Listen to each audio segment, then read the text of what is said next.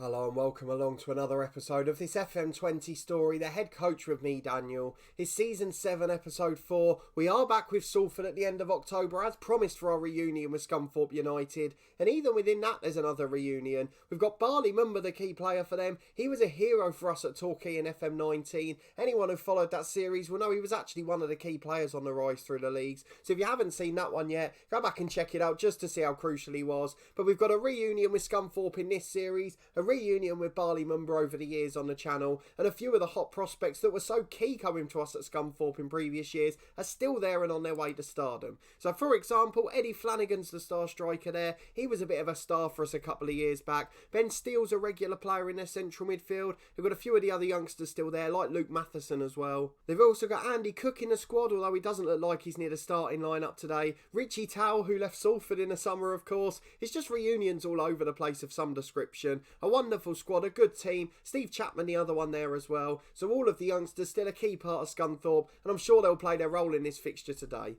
But we're going to focus on Salford City. So firstly, before we do that, a massive thank you for everyone who continues to follow the series and the channel and the new series we've had in general. A massive thank you for those of you that watched on Sunday, our first collaboration on the channel. I know there were a few little technical audio issues, but generally it's something I really want to get into. We had a great fun recording it, to be honest, and I'd like to do a few more of those. So if you're interested in watching and seeing more of them, or being a part of that fantasy draft series, please do let me know down in the comments. And of course you can contact me on Twitter as well, whichever's easier for you, and we'll try and get more of them up and running in the future. We've got a couple of other little ideas from real football as well, so those will probably be coming to the channel in the next few weeks. But a massive thank you for everyone for sticking with me. I'll try and get you as much content as possible, get us through the football lockdown. But we're going to focus on Salford City, so let's go and have a look at the lineup. We've got the squad for today, and we're up in second place in the league table, which is what I actually meant to look at first. We're joint top with MK Dons, remarkably, a few other sides just below us there, but after a steady start we have been on a flying run recently. We dropped 2 points against Grimsby in the week, away from home against a top half team.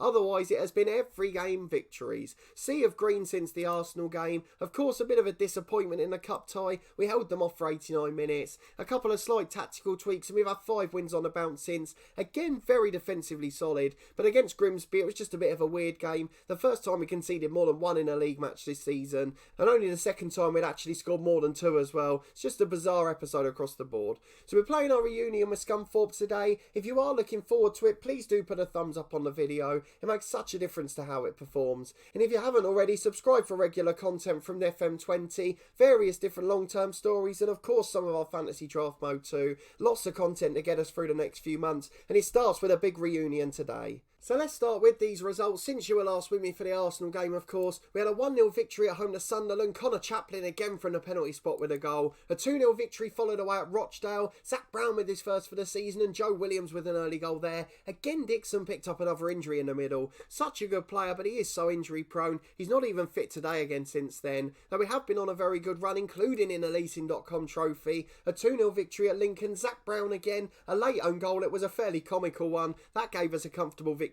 there, and 5 points on the board. We're basically through now. We've got an easy first round FA Cup tie against the National League team. I might regret those words. And then Derby at home, the under-23 side. So hopefully a chance to get through in a Leasing.com too. We'd like to go on a run, maybe get to Wembley, get a big FA Cup tie, whatever it may be. And one of those 2 competitions gives us a chance, so we'll try our very best to make a run in those. Then a 3-1 victory followed at home to Pompey. That was a big League One game for us. Teller scored a goal, Lucas Smith too. Both of those we'd said about not scoring recently. Individual chats, faith to get back to scoring ways. It seems to work galore in FM20. Almost every time we've done it, it's led to a goal. Ben Close got a third against his former club, and they all followed an early red card. One of our most dominant performances of the season. Pompey got a late goal, but it was pretty irrelevant, to be honest. A 1-0 victory at home to Crewe. Lucas Smith again with a goal there before this crazy 3-3 draw away at Grimsby. We suddenly forgot how to defend. Tom Field had a shocker at left back. He'll be replaced by Greg Lee, who came off the bench and did well. And then Beresford, Smith and Charlesworth getting us back into it. We were 1-0, 2-1 and 3-2 down. So 3 times we came back from behind in that game. So we've got to give praise to the character of the lads. They just don't know when they're beaten at the moment.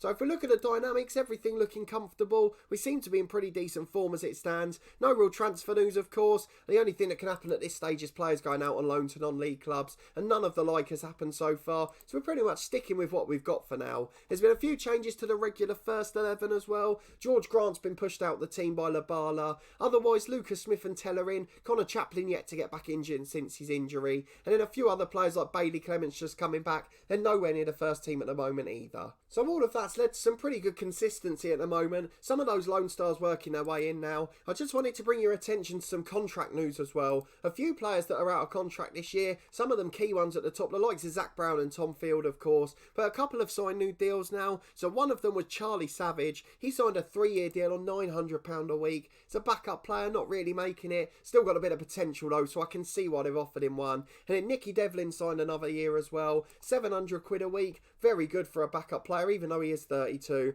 He doesn't play many games now, but that's a fantastic deal for someone who's good in the squad. Otherwise, we're still waiting for Ogilvie to be sold. He's the highest earner at the club. He's on the transfer list, barely playing a game. I said Ryan Jack's the only other one who's earning more. Both of those ones that should be moving out soon. So hopefully in January we'll be able to get rid of both of those. But of course, that's not up to us. It's up to Chris Casper. He's the man in charge of all of that at present. And he's still our director of football. Out of contract this year. No sign of him getting a new one just yet. So fingers crossed he'll be replaced by someone better, or maybe we'll get one of those job offers beforehand. And I have got a little bit of news on that front. We've had an interview just 3 or 4 days ago, and I've got to be honest, if I get offered the job, we'll probably have to stop and do a poll or something, because it's the first time ever in this series I've genuinely not had a clue whether to accept it or not. Of course that may be taken out of our hands, but the job offer, or the job interview we've had, is at Coventry City, 21st in the Championship. Their reputation's not great, they haven't got great finances, but they are back at Ricoh Arena now, so the 32,000 seat, big facilities, decent in terms of training and youth as well. So everything in terms of the size and infrastructure of the club's there.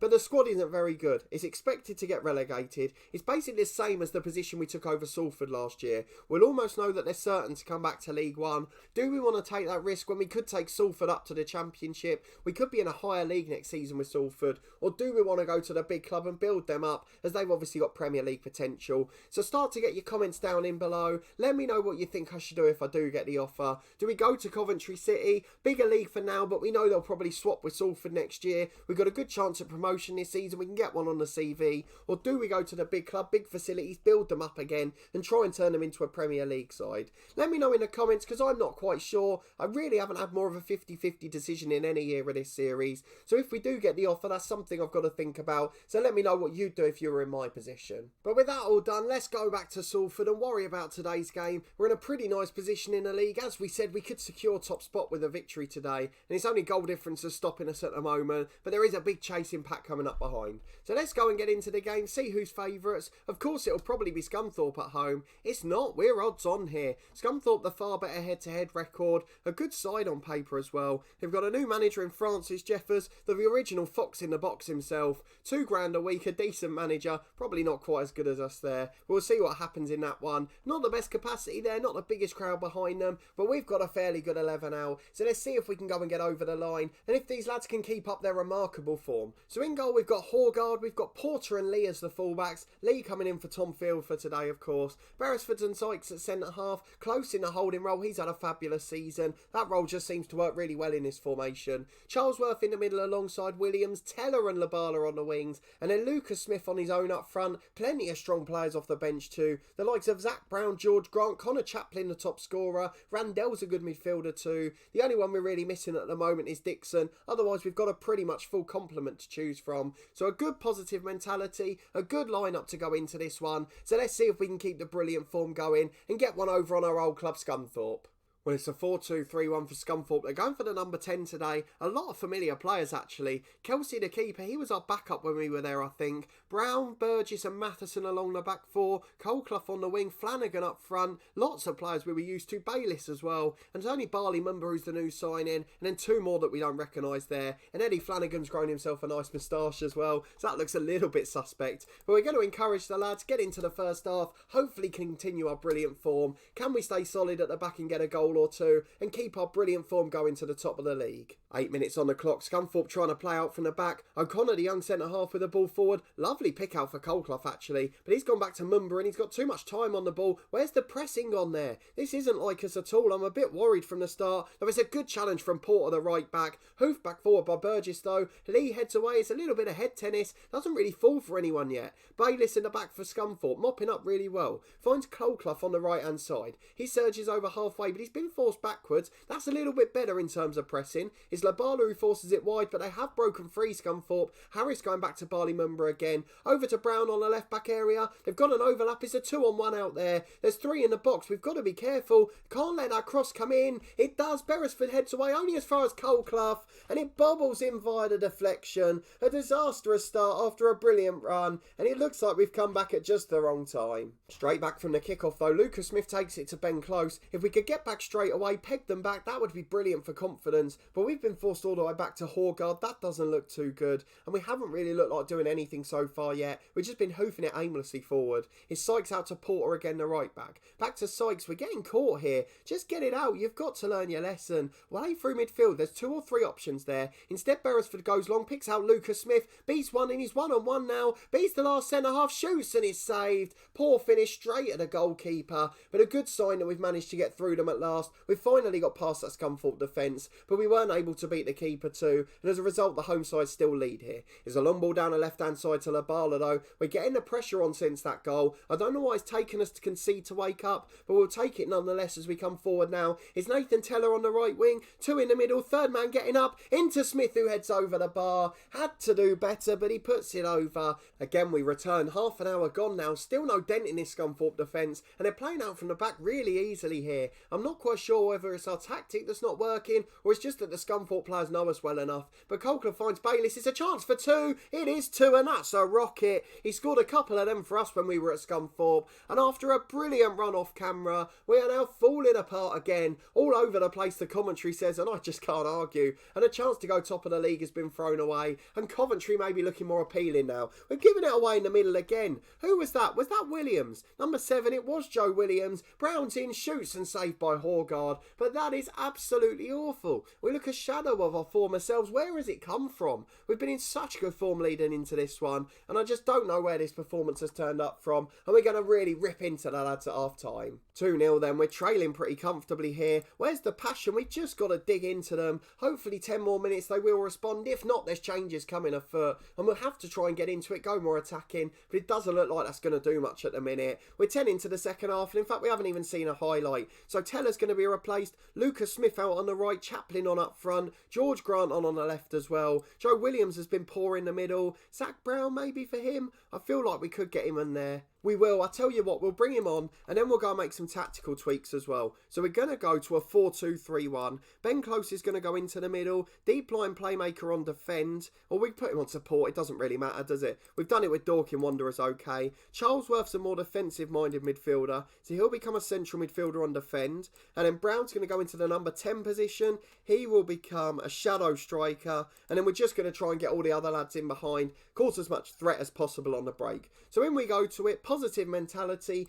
4-2-3-1 on the front foot. So let's see if we can go and nick something out of this game. Throw on the left-hand side, Greg Lee to take it. He's had an okay game, actually, and 6.3 now, so maybe Tom Field shouldn't have been dropped. Here's Grant to Zach Brown, the substitute. The new tactics put Zach Brown in a more advanced position. He goes back to Charlesworth, though. Probably should have gone forward there. Find Smith again. Back to Charlesworth, just keeping it nicely, but it's not looking like leading to anything. Scunthorpe, 2 banks of 4. It's working a treat. 1 man in between as well, but we've finally broken through. It's out to Greg Lee on the left. Chance to cross. There's 2 in the middle. Lucas Smith loses out in the air. It only falls for Porter, the right back, though. The pressure is relentless. We're camped in the Scunthorpe half, but nothing's coming from it. We're just going sideways, backwards, crossing and it's cleared. It's a bit of a deadly cycle at the moment, but here we go with Smith into the box. Shots blocked. He's back out again. Into Zach Brown. Shoots into the bottom corner. The keeper will be disappointed to be beaten at his near post, but it was curled beautifully into the corner off the post, and with 25 to go, we've got one back and a chance to get something out of this game yet. Jaden Brown with a free kick, 25 yards out for Scunthorpe. Chapman's on off the bench. Porter's picked up a yellow card. All happening here. 10 minutes left, and we haven't really created any more chances. Not seen any more highlights. Not sure why. So we're going to demand more. Go a bit more attacking. Anything else we can do?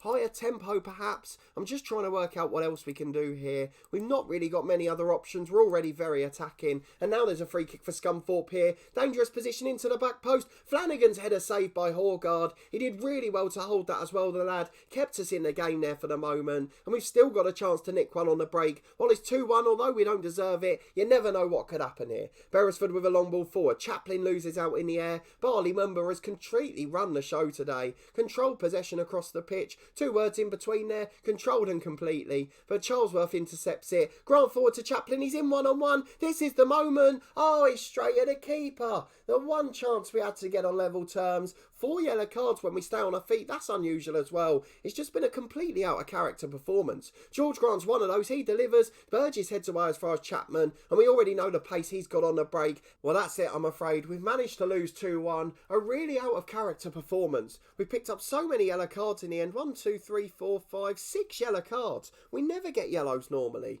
We've also given away possession so much. We've also given away a lot more shots. This is something we haven't been doing for over a month now, and I'm very concerned it's happened in this game. Was it the emotion of me bringing Scunthorpe into it? Was it the tactical tweaks we made? Was it the couple of players we brought in, Greg Lee for example? And that drops us down to 4th place, still reaching our goal of the playoffs, but I think it may have answered our question about the Coventry job. If we get offered it, we might as well go for it now. Try and step up to a bigger club in the Championship, because we know we can't trust this Salford team every game. They're getting fined for ill discipline now. So this isn't great. Franny Jeffers is gloating. We'll deal with a post-match press conference off camera. But after all the excitement over the last month, I'm so disappointed by that. How can that be the result? It's just suddenly popped out the blue, a terrible performance like that. And it's almost back to the first day of the season. In fact, we haven't even seen a win on camera, have we? I know one of them was Arsenal and we did really well in that game. But the Wimbledon game and this the other two, we've just completely collapsed in front of the camera. It's almost like Luton in real life on TV. We had a few years where we were like that. So I'm trying to look cautiously for when the next episode might be. Of course, bearing in mind that we're going for all the jobs in the Championship and above, so there may well be a job change before then.